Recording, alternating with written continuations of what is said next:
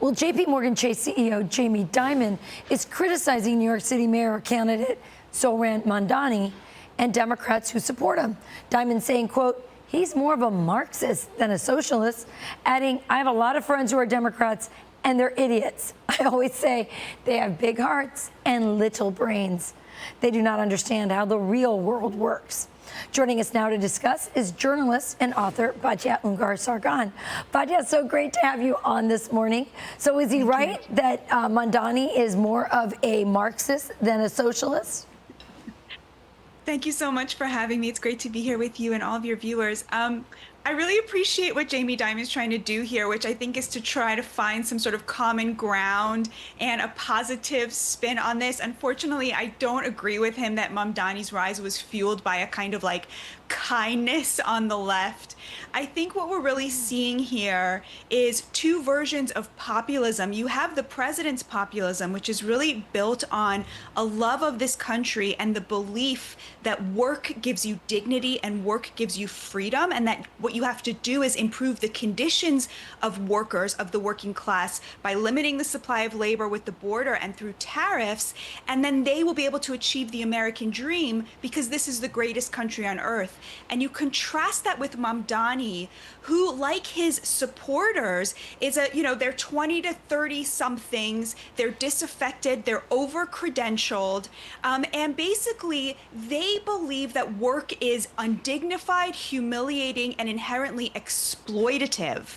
And so they believe that we should have an open border, have a whole bunch of illegal migrants come in to do this work that is beneath them as American citizens, and the rest of the country should be on welfare. It's this new trust fund socialism that's really a kind of anti-work populism. And I think that's the really important thing to understand here, is that he's diagnosing the same problem as the president, but his answer is rooted in a fundamental dislike of America and a belief that our best days are behind us and there's nothing here worth fighting for. Oh, that's such a great way of breaking it down. Could we sum it up as Nepo baby economics? I love it. Perfect. Here's a list, by the way, of the things that Mamdani is promising. He wants to freeze the rent.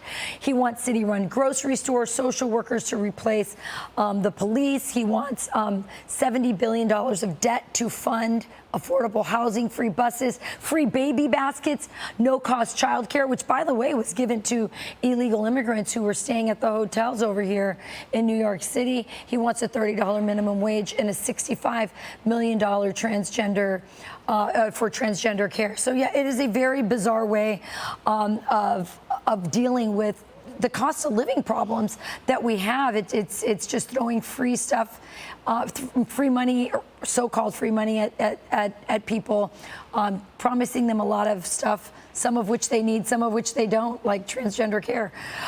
It's fascinating because I think that young people are not as economically literate as you are, and they seem to be falling for this. Batya, last word on this. Yeah, it does seem like a lot of the people who voted for him are these young people who were promised that if they get a college degree, this will catapult them into, the top 10%, which is what was true for many years thanks to the economy the Democrats built. The problem is with the AI revolution, a lot of those jobs disappeared. And meanwhile, the president is raising wages for the working class, which I think a lot of these college-educated people really don't like seeing. Yeah, and by the way, no one talks enough about that.